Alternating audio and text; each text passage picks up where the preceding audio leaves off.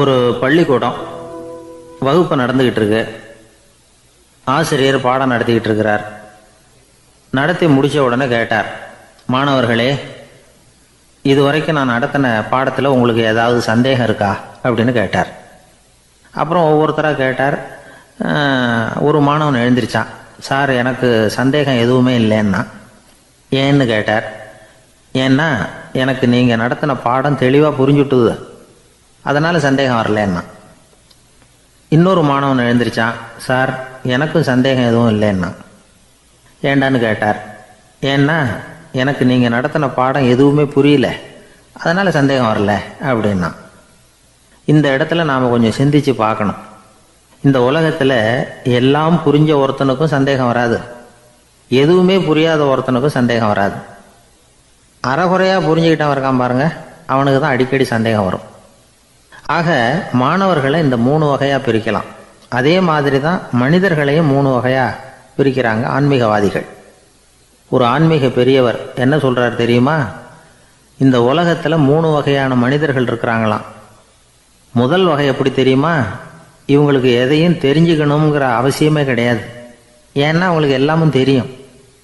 இவங்க ஞானத்தின் முழு வடிவாக இருக்கிற காரணத்தினால அவங்களுக்கு எந்த சந்தேகமும் இல்லை, எந்த கேள்விகளும் கிடையாது. இந்த நிலையில் இருக்கிறவன் கிருஷ்ணன். எல்லாத்துக்கும் விட தெரிஞ்சுக்கிட்ட நிலையில் அவன் விடையாக மாறிவிட்டான் அப்படின்னு சொல்லுவாங்க. 2வது நிலையில் இருக்கிறவன் அர்ஜுனன். இவனுக்கு எப்போ பார்த்தாலும் கேள்விதான், சந்தேகம்தான். பதில் சொல்ல சொல்ல அவனுக்கு இருக்கிற சந்தேகமும் அதிகமாகிக்கிட்டே இருக்கும், குறையவே குறையாது. அர்ஜுனன் மாதிரி உள்ளவங்க எப்பவும் கேள்வி கேட்டுக்கிட்டே இருப்பாங்க.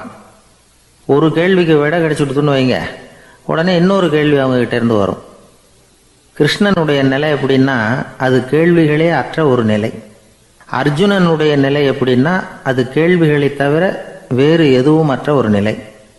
இவங்களை தவிர இன்னொரு ஆள் இருக்கிறான், அவனுக்கும் கேள்விகள் அற்ற ஒரு நிலை தான். அவன் யாருன்னா துரியோதனன். இவனுக்கு தெரிஞ்சுக்கணுங்கிற எண்ணமே சுத்தமாக கிடையாது. ஆவலே இல்லைங்கிறதுனால அதை புரிஞ்சுக்கணுங்கிற அவசியமும் இல்லை. அதனால் அவனுக்கு கேள்விகள் அற்ற ஒரு நிலையில் அவன் இருந்துகிட்டு இருக்கிறான்.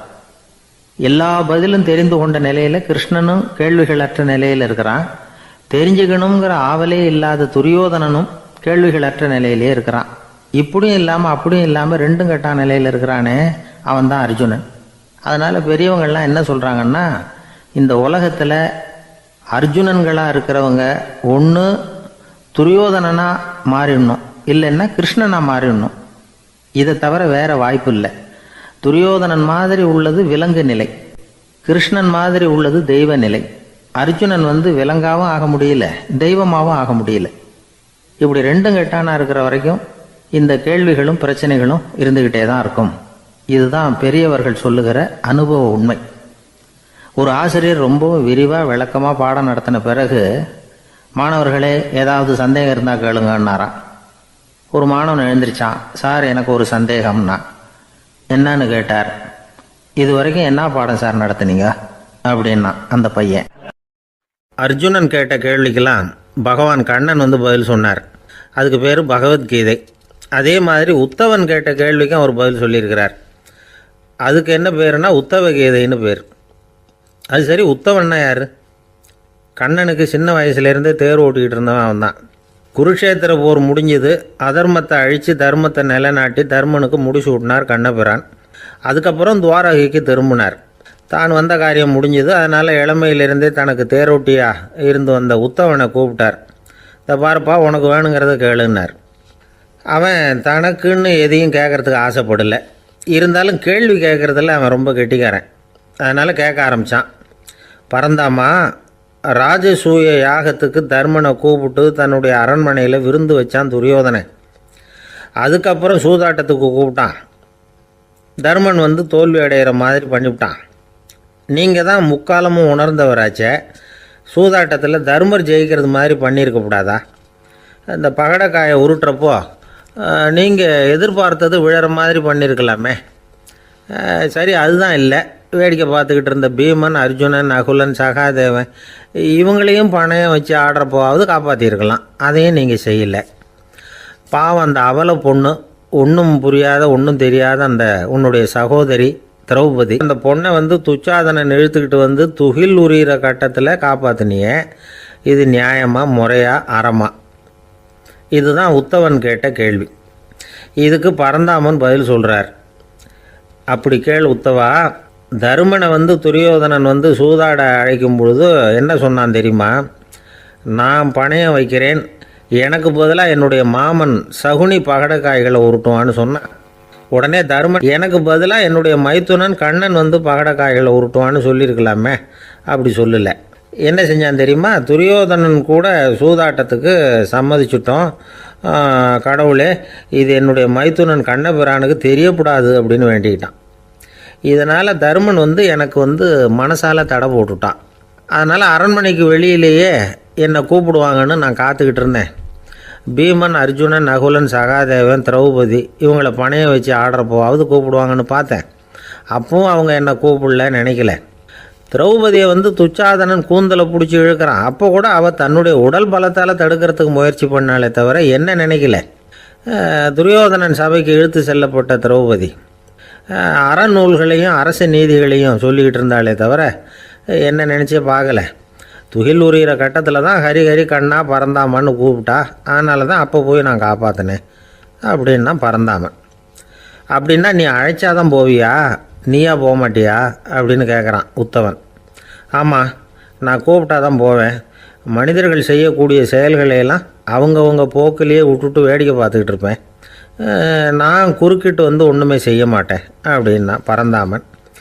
மனுஷன் தவறு பண்ணுனா திருத்த மாட்டியா, சும்மா பார்த்துக்கிட்டு தான் உட்காந்துருப்பியா அப்படின்னு கேட்குறான் உத்தவன். நான் மனுஷனுடைய உள்ளத்தில் இருக்கிறப்போ என் எதிரில் மனுஷன் தவறு பண்ண மாட்டான் அப்படின்னு ஆனா கண்ணன். அதாவது யார் நினைக்கிறாங்களோ அவங்க உள்ளத்துலலாம் அவன் இருக்கிறான். அப்படி இருக்கிறப்போ தவறு செய்ய மனுஷன் அஞ்சுவான். இதுதான் உத்தவ கீதைங்கிறது.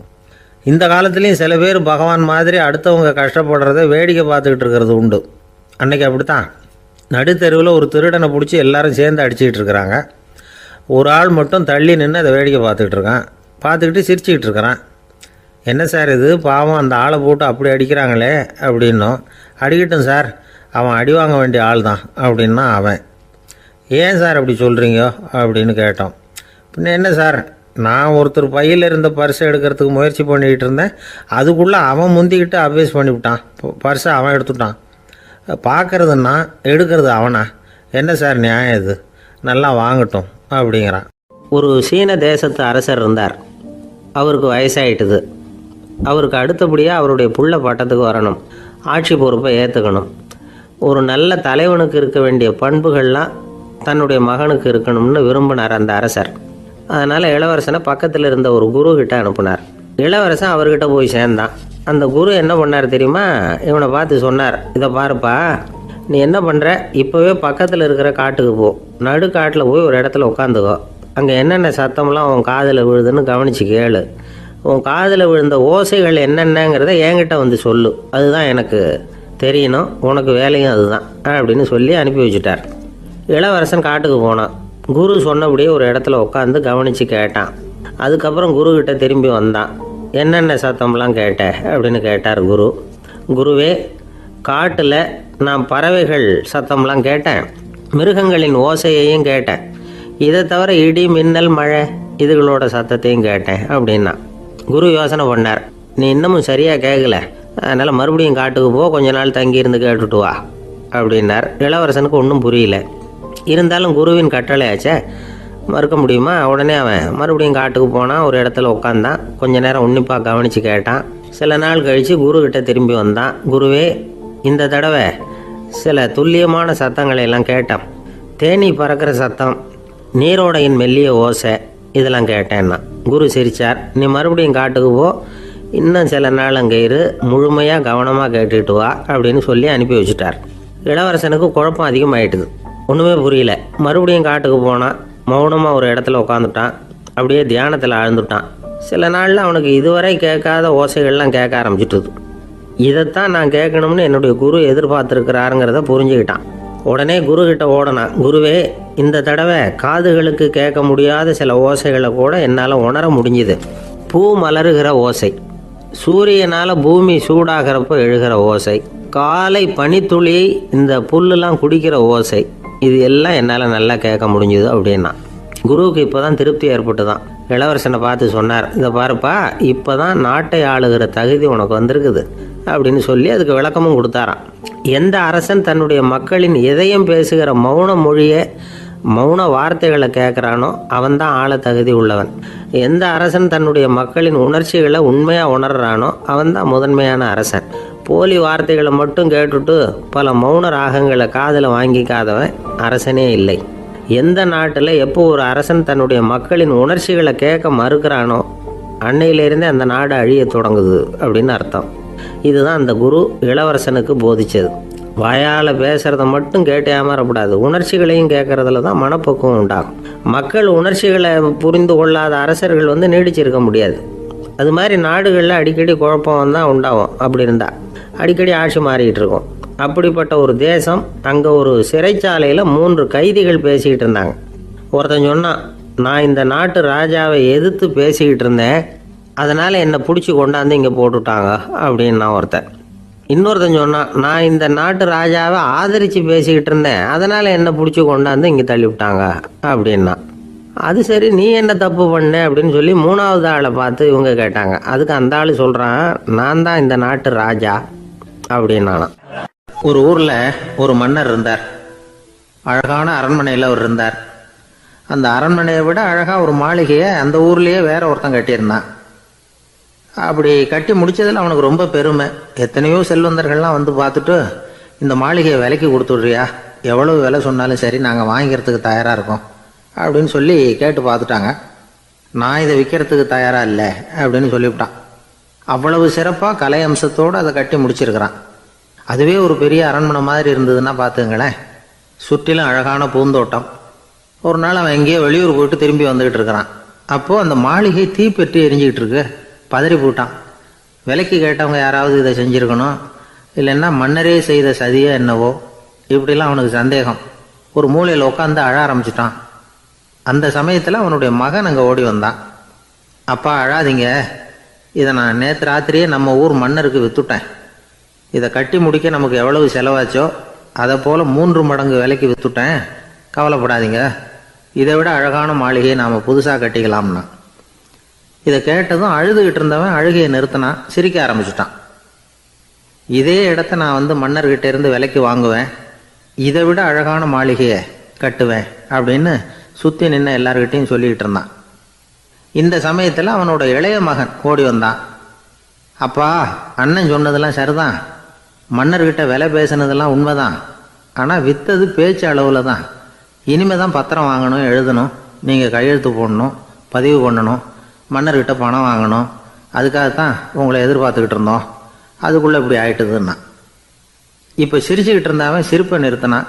மறுபடியும் குழந்தை மாதிரி அழ ஆரம்பிச்சிட்டான். இது ஒரு சம்பவம். இதிலிருந்து என்ன தெரியுது? அந்த அழகான மாளிகை தன்னுடையது அப்படின்னு நினைக்கும் பொழுது அவனுக்கு அழுகை வந்தது. அது தன்னுடையது இல்லை அப்படின்னு நினைக்கிற போது சிரிப்பு வந்தது. மறுபடியும் அது தன்னுடையது தான் அப்படிங்கிற உணர்வு வரும்பொழுது அழுகை. எது எதிலிருந்து நீ நீங்கி இருக்கிறாயோ அது அதிலிருந்து உனக்கு துன்பம் இல்லை அப்படிங்கிறார் திருவள்ளுவர். இந்த உடம்பு என்னுடையதில்லை அப்படிங்கிற உணர்வு வந்துட்டா அது ஒரு பெரிய நிலை. அந்த நிலை வரணும்.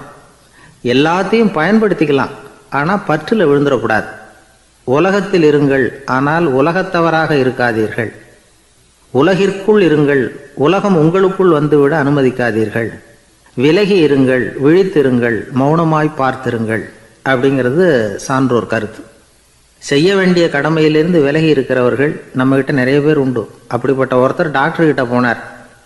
டாக்டர், நான் ஒரு கவர்மெண்ட் ஆஃபீஸில் வேலை பார்க்குறேன், எனக்கு ஒரே அசதியாக இருக்குது, என்னை சோதிச்சு பாருங்கள், ஆலோசனை சொல்லுங்கள் ஏதாவதுன்னார்.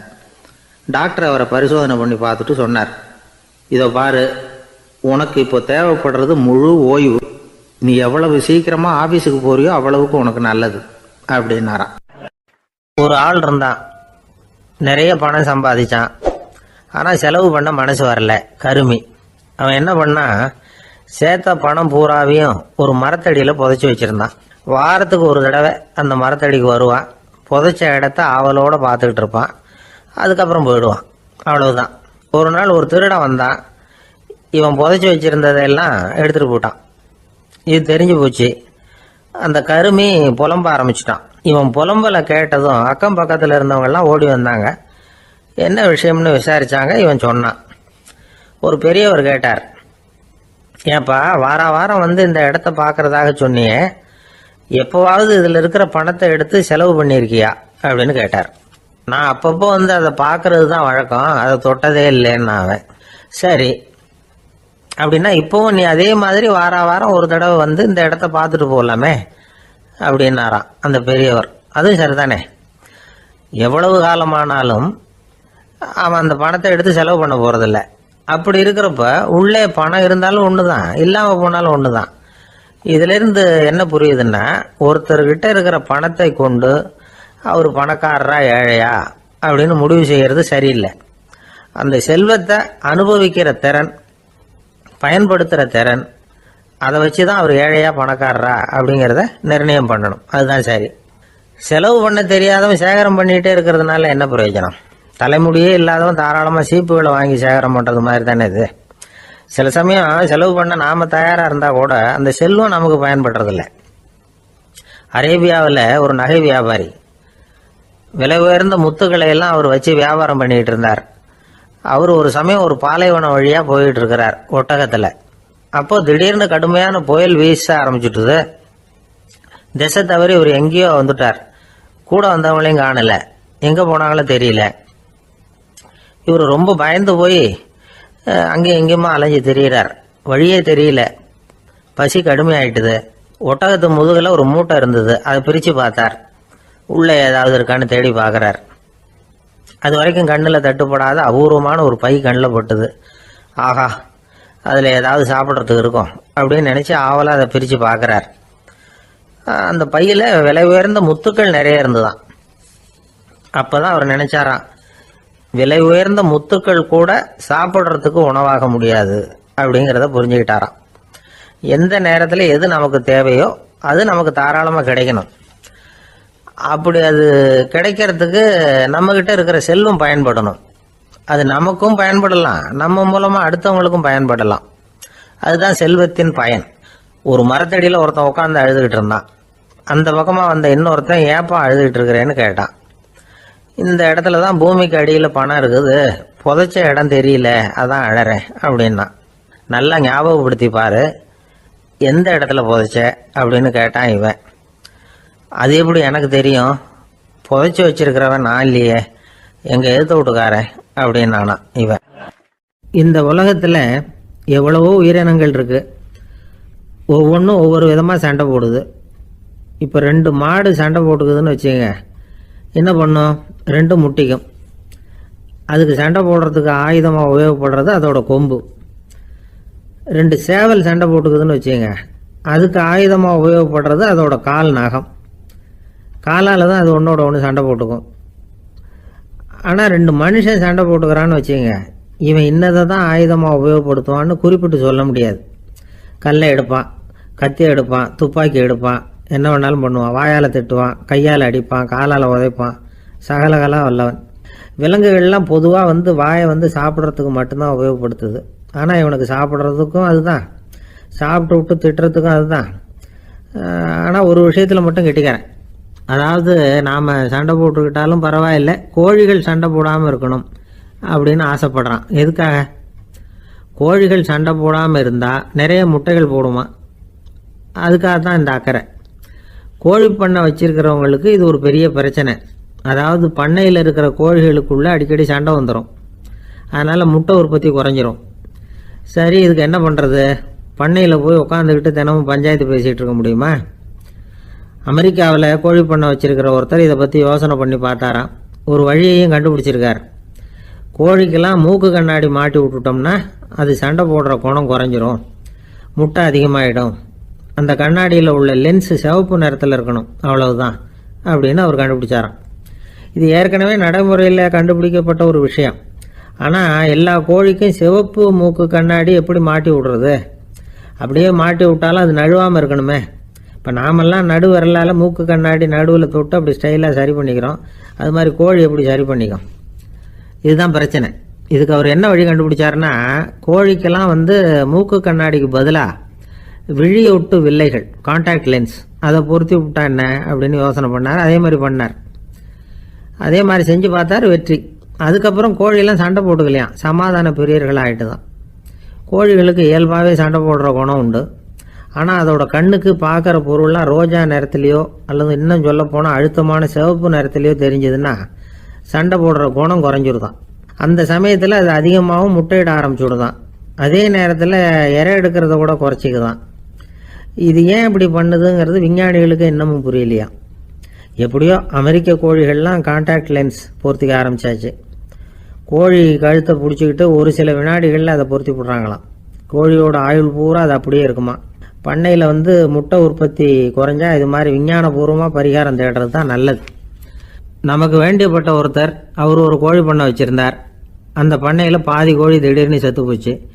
உடனே ஒரு கால்நடை மருத்துவர்கிட்ட போக வேண்டியது தானே. அங்கே போகல. உள்ளூரில் மந்திரம் பண்ணிகிட்டு இருந்த ஒரு சாமியார்கிட்ட போனார். அவர் காலில் விழுந்தார். சாமி, என் பண்ணையில் பாதி கோழி செத்து போட்டுதுன்னார். சாமியார் யோசனை பண்ணார். சரி, பண்ணையில் வாசப்படி கிழக்கு பக்கமாக வச்சுருக்கியா மேற்கு பக்கமாக வச்சுருக்கியான்னு கேட்டார். கிழக்கு பக்கமாக இருக்குன்னார் அவர். அதுதான் தப்பு, மேற்கு பக்கமாக அதை மாற்ற சரியாக போடும்னாராம். அதே போல் இவர் போய் மாற்றிவிட்டார்.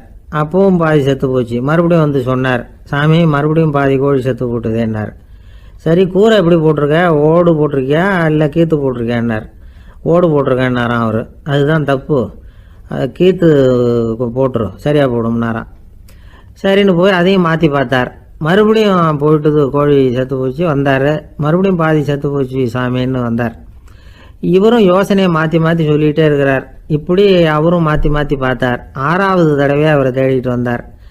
அந்த சமயத்தில் இவர் ரொம்ப தீவிரமாக யோசனை பண்ணி பார்த்துட்டு, அது சரிப்பா, நீயும் என்கிட்ட சளைக்காமல் வந்துக்கிட்டு இருக்கிற, நானும் யோசனை சொல்லிகிட்டு இருக்கேன். இப்போவும் உங்ககிட்ட சொல்கிறதுக்கு என்கிட்ட யோசனை நிறையா இருக்குது. ஆனால் சோதிக்கிறதுக்கு உங்ககிட்ட கோழி இல்லையே, என்ன பண்ணுறது அப்படின்னாராம் இவர். லோகமானிய பாலகங்காதர திலகர் இருந்தார்ல, அவருக்கு 15 வயசுலேயே கல்யாணம் நடந்துதான். மனைவி பேர் தபிபாய். ரொம்ப பெரிய குடும்பத்து பொண்ணு, நல்ல குணம். அவங்க குடும்பம் நடத்திக்கிட்டு இருக்கிறாங்க. அந்த காலத்தில் திருடர்கள் பயம் அதிகம். இந்த காலத்தில் மட்டும் என்னன்னு கேட்குறீங்களா? நீங்கள் கேட்குறது நியாயம்தான். இருந்தாலும் இந்த காலத்து திருடனுக்கும் அந்த காலத்து திருடனுக்கும் ஒரு முக்கியமான வித்தியாசம் உண்டு.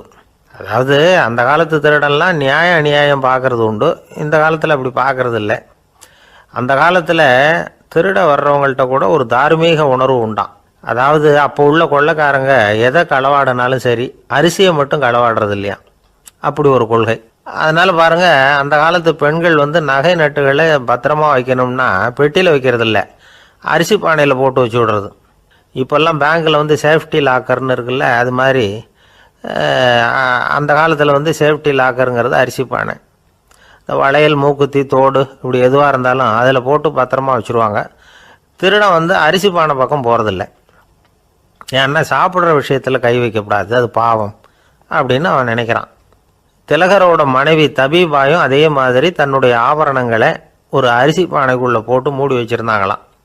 இப்படி இருந்தப்போ ஒரு நாள் ஒரு பிச்சைக்கார பொண்ணு வீடு வீடாக பிச்சை கேட்டுக்கிட்டே வந்திருக்குது. திலகர் வீட்டுக்கும் தர்மம் போடுங்க தாயே அப்படின்னு தான் அந்த பொண்ணு. அந்த அம்மா தபிபாய் காதில் இது விழுந்திருக்கு. உடனே கை நிறைய அரிசி அள்ளிக்கிட்டு போட்டிருக்கு. பாத்திரத்தில் அரிசியை போட்டதுக்கு அப்புறம் தான் தெரியுது, பளிச்சுன்னு கண்ணில் படுது. அதாவது அந்த அம்மாவோட வைர மூக்குத்தி ஒன்று அரிசியோடு சேர்ந்து அந்த பிச்சைக்கார பொண்ணு பாத்திரத்தில் போய் விழுந்துட்டுது. இந்த அம்மாவுக்கு மனசுக்குள்ளே குழப்பம், என்ன இப்படி ஆகிட்டுதே, மூக்குத்தி போயிட்டுதே, பிச்சை பாத்திரத்துலேருந்து அதை எப்படி எடுக்கிறது அப்படின்னு தயக்கம். வாயை திறந்து அதை கேட்கறதுக்கும் கூச்சம். திண்ணையில் உட்காந்துருந்த திலகர் இவ்வளவையும் பார்த்துக்கிட்டு இருக்கிறார். மனைவியின் மனசுக்குள்ளே நடக்கிற மௌன போராட்டத்தை அவர் நல்லா புரிஞ்சுக்கிட்டாராம். மனைவியை பார்த்து சொன்னாராம், தபிபாய், இது தெய்வ சம்மதம். அவளுக்கு சேர வேண்டிய மூக்குத்தி அவகிட்ட போயிட்டுது. பிச்சை பாத்திரத்தில் விழுந்த மூக்குத்தியை எடுக்க வேணாம் அப்படின்னாராம். சரின்னு சொல்லிவிட்டு மேற்கொண்டு எதுவும் சொல்லாமல் அந்த அம்மா வீட்டுக்குள்ளே போயிட்டாங்களாம். இந்த காலத்துலலாம் அது மாதிரி நடக்குமா? வெறும் அரிசியை போட்டுட்டு விவகாரம் பண்ணிகிட்டு இருக்க மாட்டோமா? ஒரு பெரிய மனுஷன் வீட்டுக்கு ஒரு பிச்சைக்காரன் வந்தான். ஐயா, நாங்கள் பிச்சைக்காரங்கள்லாம் சேர்ந்து ஒரு சங்கம் வச்சுருக்குறோம், அதுக்கு நிதி சேர்க்குறோம், அதுக்கு ஒரு 100 ரூபா கொடுத்தீங்கன்னா எங்களுக்கு பெரிய உதவியாக இருக்கும் அப்படின்னு நானா. அதெல்லாம் ஒன்றும் கொடுக்க முடியாது போ அப்படின்னாராம் அவர். அப்படின்னா ஒரு 50 ரூபாயாவது கொடுங்களேன் அப்படின்ட்டுருக்கான். அதுவும் முடியாதுன்னு சொல்லிவிட்டார். 25 ரூபா அப்படின்ட்டுருக்கான். எதுவும் முடியாது அப்படின்னாராம். சரிங்க, இவ்வளவு பெரிய வீட்டுக்கு வந்துட்டு வெறுங்கையோடு திரும்புறது நல்லா இருக்காது, அதனால சும்மா ஒரு ரூபா மட்டுமாவது கொடுங்க அப்படின்ட்டுருக்கான் அவன். ஒரு பைசா கூட என்கிட்ட கிடையாது அப்படின்னு விட்டாரான் இவர். அப்படின்னா நீங்கள் ஒரு காரியம் பண்ணுங்களேன் அப்படின்னானா அவன். என்ன செய்யணும் அப்படின்ட்டுருக்கார். எங்கள் சங்கத்தில் நீங்களும் ஒரு மெம்பராக சேர்ந்துருங்க அப்படின்னானா. ஜவஹர்லால் நேரு பிரதமராக இருந்த சமயம் அவர் ஒரு தடவை சென்னைக்கு வந்திருக்கிறார். இங்கே சில முக்கிய நிகழ்ச்சிகளில் கலந்துக்கிறதுக்காக வந்திருந்தார். ஆளுநர் மாளிகையில் ஒரு நாள் ராத்திரி தங்கி மறுநாள் புதுடெல்லி புறப்படுறதாக ஏற்பாடு. நிகழ்ச்சியிலெல்லாம் முடிச்சுக்கிட்டு ஆளுநர் மாளிகையில் தங்கியிருக்கிறார். அன்றைக்கு இரவு படிக்கிறதுக்கு ஒரு முக்கியமான புத்தகம் அவருக்கு தேவைப்பட்டது. அந்த சமயத்தில் உலக அளவில் ஒரு முக்கியமான பொருளாதாரம் சம்பந்தமான ஒரு புத்தகம் வெளியாகி இருக்கிற விஷயம் அவருக்கு தெரியும். அந்த புத்தகம் மெட்ராஸுக்கு வந்திருக்குமா, அது இங்கே கிடைக்குமா அப்படின்னு விசாரிச்சிருக்கிறார் நேருஜி. அவர் இப்படி கேட்ட உடனே அங்கே இருந்தவங்கெல்லாம் ரொம்ப பரபரப்பாக செயல்பட ஆரம்பிச்சுட்டாங்க. முக்கியமான இடங்கள்ல எல்லாம் விசாரிச்சிருக்கிறாங்க அந்த புத்தகம் உங்ககிட்ட இருக்கான்னு. சென்னையில் உள்ள கன்னிமாரா நூல் நிலையத்துக்கு எப்படியும் அந்த புத்தகம் வந்திருக்கணும் அப்படின்னு ஒரு நம்பிக்கை. அங்கே விசாரித்தாங்க. அந்த புத்தகம் 2 நாளைக்கு முன்னாடி தான் அங்கே வந்திருக்குது அப்படிங்கிற விஷயம் தெரிஞ்சுது. உடனே எல்லாரும் அங்கே ஓடினாங்க. அவங்களுக்கு இன்னொரு சந்தேகம், புத்தகம் வந்திருக்கு சரி, அது இந்த சமயத்தில் வேற யாரும் படிக்கிறதுக்கு எடுத்துகிட்டு போயிருக்கக்கூடாதே அப்படிங்கிற சந்தேகம் இருந்தாலும் மனசுக்குள்ள ஒரு தைரியம். இப்படி ஒரு புத்தகம் வெளிவந்திருக்கிற விஷயமே நேருஜி சொல்லி தான் நமக்கே தெரியும். அதுவும் இல்லாமல் உலக பொருளாதாரம் சம்பந்தமான ஏதோ ஒரு புத்தகம் அது. அதை போய் இந்த நேரத்தில் அவ்வளவு ஆர்வமாக யார் எடுத்துகிட்டு போயிட போகிறாங்க அப்படிங்கிற தைரியம். இந்த தைரியத்தோடு அந்த நூல் நிலையத்துக்கு ஓடினாங்க. புத்தகத்தை தேடினா அது கிடைக்கல. யாரோ எடுத்துகிட்டு போயிருக்கிறாங்க. நேருவுக்கு மட்டுமே தெரிஞ்சிருந்த அந்த புத்தகம் பற்றின விஷயம் சென்னையில் வேற ஒருத்தருக்கும் தெரிஞ்சிருக்குது. உடனே எல்லாரும் பரபரப்பாக அந்த அதுக்குன்னு இருக்கிற ரிஜிஸ்டர் இருக்குல்ல, பதிவேடு, அதை புரட்டி பார்க்குறாங்க யார் எடுத்துகிட்டு போகிறாங்கன்னு தெரிஞ்சுக்கிறதுக்காக. எடுத்துகிட்டு போனவங்க அதில் கையெழுத்து போட்டிருப்பாங்கல்ல, அதை பார்த்து யாருன்னு தெரிஞ்சுக்கலாம் அப்படிங்கிறதுக்காக தான் அதை புரட்டுறாங்க. அதோ அந்த புத்தகத்தோட பேர் பக்கத்தில் அதை எடுத்துக்கிட்டு போனவங்க கையெழுத்து உத்து பார்க்குறாங்க எல்லாரும். அதில் போட்டிருக்குது பேர் CN அண்ணாதுரை அப்படின்னு எழுதியிருந்தது. அவர் தான் பேரறிஞர் அண்ணா. நேரு படிக்க விரும்பின ஒரு புத்தகத்தை அதே நேரம் படிக்க விரும்பின இன்னொரு தலைவர் இவர். படிக்கிறதுல அவருக்கு இருந்த ஆர்வத்தை நாம் தெரிஞ்சுக்கணும்னா அதுக்கு எவ்வளவோ சம்பவங்கள் இருக்குது. கடைசி காலத்தில் அவர் அடையாறு மருத்துவமனையில் படுத்திருக்கிறார். அவருக்கு ஒரு முக்கியமான அறுவை சிகிச்சை செய்ய வேண்டியிருக்குது அவசரமாக. அமெரிக்காவிலேருந்து டாக்டர் மில்லர் வந்திருக்கிறார். அவர்கிட்ட கேட்குறார், டாக்டர் நாளைக்கே அறுவை சிகிச்சை செய்ய போகிறீங்களா அப்படின்னு. ஆமாங்கிறார் டாக்டர் மில்லர். நாளைக்கு மறுநாள் செஞ்சுக்கிறேனே அப்படின்னாரான் அண்ணா. ஏன் ஏதாவது நாள் பார்க்குறீங்களான்னு கேட்டிருக்கார். இல்லை, ஒரு புத்தகத்தை படிச்சுக்கிட்டு இருக்கிறேன், அதை நாளைக்குள்ளே முடிச்சிருவேன், அதுக்கப்புறம் நான் இறந்தாலும் கவலை இல்லை அப்படின்னாரான் இவர். அவர் தான் அறிஞர் அண்ணா. சங்ககால நூல்கள்லேருந்து சமீபத்தில் வந்த நூல்கள் வரைக்கும் எல்லாம் அவர் படிச்சிருக்கிறார். ஒரு திருமண விழாவில் அவர் பேசும்பொழுது சொன்ன விஷயம் இது. சங்க காலத்தில் காதலியை மணக்க விரும்புகிறவனுக்கு அவனுடைய தந்தை வீர சோதனைகள்லாம் வைப்பார். போய் புலிப்பல் கொண்டுக்கிட்டு வா, அப்போ தான் என் பொண்ணை கொடுப்பேன் அப்படின்னு சொல்லுவார். காதலன் உடனே காட்டுக்கு போவான், ஒரு புலியை கொன்று அதனுடைய பல்லை கொண்டுக்கிட்டு வருவான். அதை வீர பதக்கத்தில் பதிச்சு அவனுக்கு மாமனார் சூட்டுவார் கல்யாண சமயத்தில். இப்போலாம் காதலன் கிட்ட அப்படி சொல்ல முடியாது. இப்போலாம் காதலன் கிட்ட காட்டுக்கு போய் புலிப்பல் கொண்டுக்கிட்டு வான்னு யாராவது சொன்னால் புலி தான் மாப்பிள்ளையாக வந்து சேரும் அப்படின்னார். ஒரு பெரிய பியானோ கலைஞர் வியன்னாவில் இருந்தார். ரொம்ப புகழ்பெற்ற இசை கலைஞர் அவர். இங்கிலாந்து மகாராணி விக்டோரியா அவருடைய சங்கீதத்தை கேட்கணும்னு ஆசைப்பட்டாங்க. அவரை அரண்மனைக்கு கூப்பிட்டாங்களாம். பியானோ வாசிக்க சொல்லி கேட்டாங்களாம். இவரும் ரொம்ப பிரமாதமாக வாய்ச்சி காட்டியிருக்கார். உடனே பாராட்டி பரிசுகள்லாம் கொடுத்து அனுப்புனாங்களாம். அந்த இசையை கேட்கறதுல அரசிக்கு ரொம்பவும் ஆர்வம் உண்டு. அதனால் அதுக்கப்புறமும் அந்த கலைஞர் அடிக்கடி அரண்மனைக்கு வர வேண்டிய அவசியம் ஏற்பட்டது. ஏன்னா அரசி கூப்பிட ஆரம்பித்தாங்க. இவர் போகணும், அங்கே இசை நிகழ்ச்சி நடத்தணும். இவர் அங்கே பாடி வாசிக்கிறது உண்டு. ஒரு தடவை மகாராணி அவரை பார்த்து, உங்கள் நாட்டு தேசிய கீதம் பாடுங்களேன் அப்படின்னு கேட்டாங்களாம். உடனே அவர் தன்னுடைய நாடான ஆஸ்திரியாவின் தேசிய கீதத்தை பாடியிருக்கிறார். அவர் பாட ஆரம்பித்த உடனே மகாராணி எழுந்திருச்சு நின்னாங்களாம். அதுக்கு மரியாதை செலுத்துகிற நோக்கத்தோட பாட்டு முடிகிற வரைக்கும் அப்படியே நின்றுகிட்டு இருந்தாங்களாம். இதுதான் அந்த அரசியினுடைய பெருந்தன்மை. அதாவது நாட்டுப்பற்றுங்கிறது அந்த அளவுக்கு அப்படி இருக்கணும். இப்படி ஒரு அரசியே நம்ம நாட்டு தேசிய கீதத்துக்கு எழுந்திருச்சு நின்று மரியாதை செலுத்துறாங்க அப்படிங்கிறத புரிஞ்சுக்கும் பொழுது அந்த முதிய கலைஞரின் மகிழ்ச்சிக்கு அளவே இல்லையாம். அதுக்கப்புறம் அந்த பியானோ கலைஞர் ஒரு நாள் தன்னுடைய நண்பர் ஒருத்தர்கிட்ட பேசிக்கிட்டு இருந்தாராம். அப்போ சொன்னாராம், மகாராணியார் எனக்கு எவ்வளவோ பரிசுகள்லாம் கொடுத்துருக்குறாங்க. ஒரு தடவை எனக்கு வைரக்கல் பதித்த அணி ஒன்றை கூட பரிசாக கொடுத்தாங்க. ஆனால் அதை விட உயர்ந்த விலை மதிக்க முடியாத அணி என்ன தெரியுமா? நான் என்னுடைய நாட்டு தேசிய கீதத்தை நான் பாடுறப்போ அவங்க எழுந்திருச்சு நின்று மரியாதை செலுத்தினாங்களே, அதுதான் எனக்கு கிடைச்ச மிகப்பெரிய பரிசு அப்படின்னாராம். எனக்கு தெரிஞ்ச சங்கீத வித்வான் ஒருத்தர் இருக்கார். சமீபத்தில் ஒரு நாள் அவரை பார்த்தேன். எப்படி போயிட்டுருக்கு உங்கள் தொழில் அப்படின்னு கேட்டேன். ரொம்பவும் வித்தியாசமாக போயிட்டுருக்குங்க அப்படின்னார். என்ன சொல்கிறீங்க அப்படின்னேன். முன்னாடியெல்லாம் நான் பாடினா எதிரில் இருக்கிறவங்க தான் எழுந்திரிச்சு போயிட்டு இருந்தாங்க. இப்போ எப்படின்னா நான் பாட ஆரம்பிச்சுட்டா உடனே பக்கவாத்தியக்காரன்